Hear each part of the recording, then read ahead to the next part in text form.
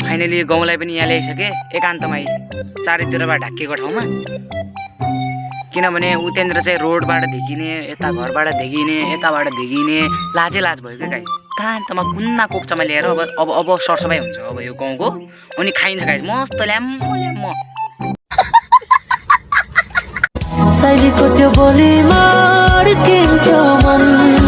तो hey guys, welcome back to my new blog. I hope guys तपाईँहरू सन्चै हुनुहुन्छ, म पनि आएर फिट एन्ड फाइन छु भन्नुपर्छ।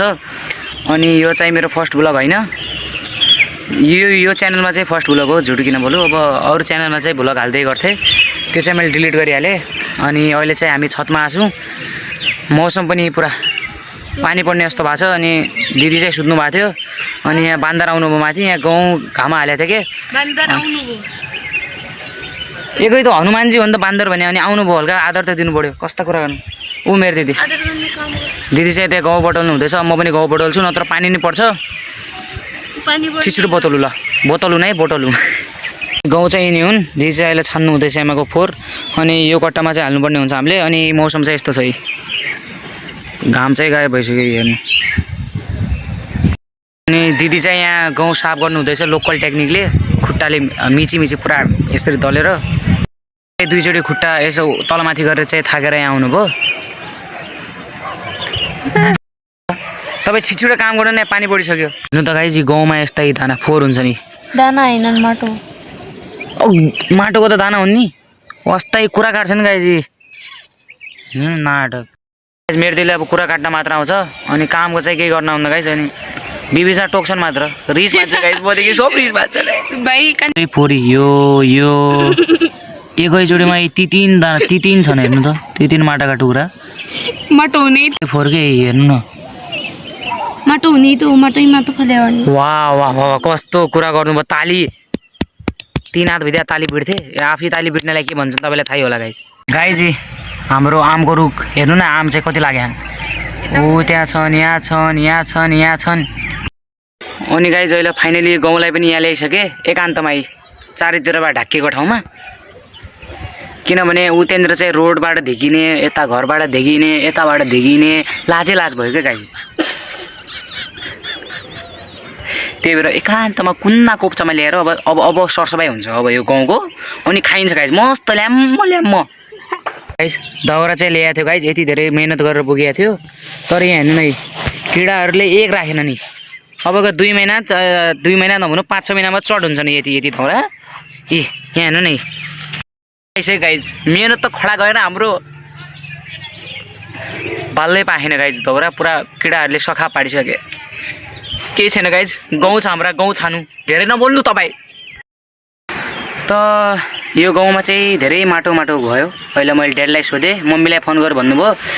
हामीले हिजो गाउँ नपिसेकाले हिजो पनि भात खाएर आफ्नो गुजारा गरेका हौँ, अनि आज पनि धेरै माटो पऱ्यो। अब मम्मीलाई फोन गर्छु, अब मम्मीले के भन्नुहुन्छ त? मम्मीको सल्लाह अनुसार काम गर्छु। धेरै त नेपालमा ठोक्नु न, तेरो पहाडी बुझ्छुन्।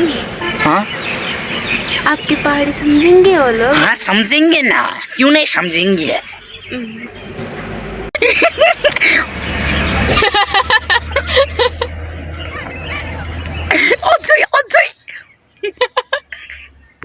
मेरो दिदीको हाँसो चाहिँ कमाल छ। अब मम्मीलाई फोन गर्छु, नत्र ढिलो हुन्छ, पानी पर्ने जस्तो भइसक्यो। आज नै सायद भातै खानुपर्छ क्या हो, मलाई चाहिँ भात एकदम मिठो लाग्दैन गाइस। होइन मिठो त लास्टै लाग्छ। आइम अन डाइट भन्नु। के भयो त्यो भने? मम्मीलाई फोन पनि गरियो, अब यो चाहिँ निष्कर्ष निक्लियो। अब यो चाहिँ यहीँ रहन्छ, मतलब आज कुटिन्न रे होइन, पिसिन्न रे। अब आज पनि नै कुरा काट्नेलाई के भन्छ हामी गाइस थाहा छ? काट्ने मान्छेले काट्नु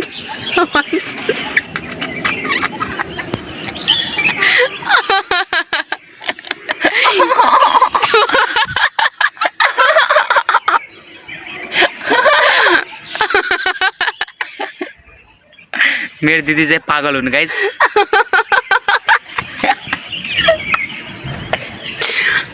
गुप्नीको थिए ऊ आफ्नो थोपडा देखान के गर्दैछस्? त्यस्तो थोपडा हाँसिसकेको हाँस्दैन ल अब आज पनि भातै खानुपर्ने हो गाइज। अब नो नो मम्मी कुछ कर लेंगे क्या अब त्यो भातै खानुपर्छ। ठिकै छ। अब पानी परिदिया त हुन्थ्यो। अब 2-4 दिनदेखि बादलले लागेको छ, पानीको चाहिँ छिटो छैन, पानी पढ्या छैन। के यस्तै छ, चिन्ता नलिनु। तपाईँ कहाँ चाहिँ पानी पढ्यो? 1 वर्ष भयो फुल 1 वर्ष पानी अस्ति पढ्यो हैन? अत्तेरे जस्तो सिटीमा गाइस पानी नपर्ला आफै सोच्नु न। 1 वर्ष कसरी होला के? सिटीमा कहिले पानी पर्छ? सिटीमा कहिले पानी पर्छ? के पर्छ अनि?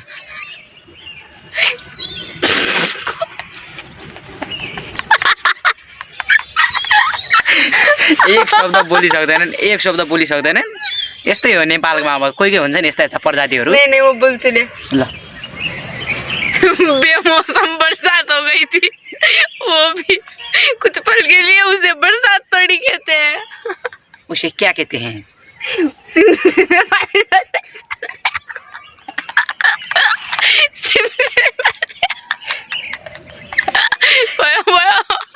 हाँसी मुख चाहिँ टमाटर जस्तो बनाइहाल्यो गाइज। ल म तपाईँसँग हल्का पछि मिल्छु। यसलाई चाहिँ अब कट्टामा हाल्छु अनि त्यसपछि मिल्छु है। मलाई कट्टामा हाल्ने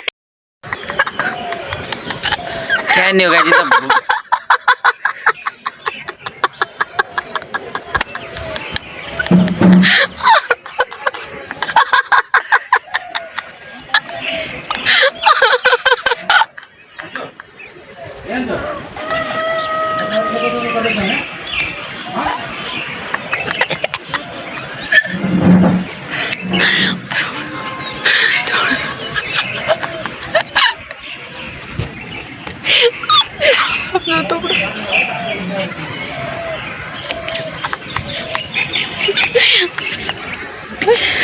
तौला डेडी हुनुहुन्छ गाइज। नहाँस भन्नुहुँदै चाहिँ हाँस्छ ला। मेरो हाँस उडिसक्यो। ल सक्यो गाइज।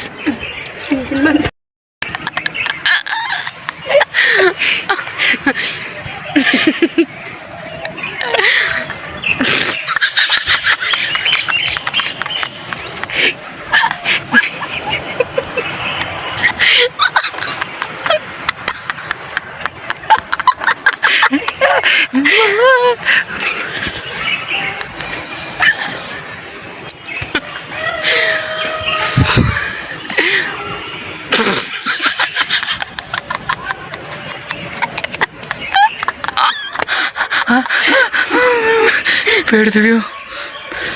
थम्बा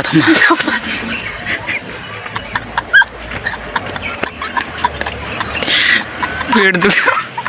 सुप लागेन, पेट दुख्यो। नाच्न दिए पेट फुट्यो। फाइनली अगाडि पनि आइसक्यो गाइस रोडमा। अनि हाम्रो साइकल चाहिँ यहाँनिर छ। यस्तै छ। अनि यताको मौसम देखाउँछु है त। पुरा पानी पर्ला जस्तो भएको छ, पानी चाहिँ पर्दैन। गाइज अहिले मौसम चाहिँ एकदमै कडा भएको छ। म चाहिँ तल गएको थिएँ, अझै माथि आएँ गाइज। आवाज सुनेर यस्तो गड्याङ गुडुङ होला। तपाईँ सुन्नु है, सुन्नु तपाईँ यहाँ।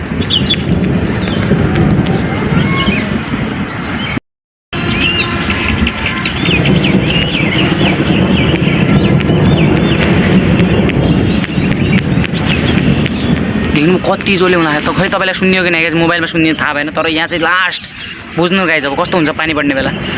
पानी चाहिँ पर्ने हो गएन गाइज, थाहा भएन गाइज। पानी त पर्छ कि नै।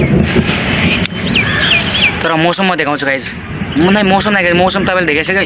यहाँ चाहिँ एउटा यस्तो रुख छ नि गाइज, त्यो तपाईँ चाहिँ पुरा रातो फुल फुलेर पुरा रुखहरू पुरा रातो देखिएको छ। म तपाईँलाई देखाउँछु रुख। रुखको नाम चाहिँ मलाई थाहा भएन, तर देख्दामा क्या सुन्दर लागेको छ गाइज। यस्तै छ यहाँको वातावरण। पानी पऱ्यो गाइज, पानी पऱ्यो। फाइनली पानी पऱ्यो।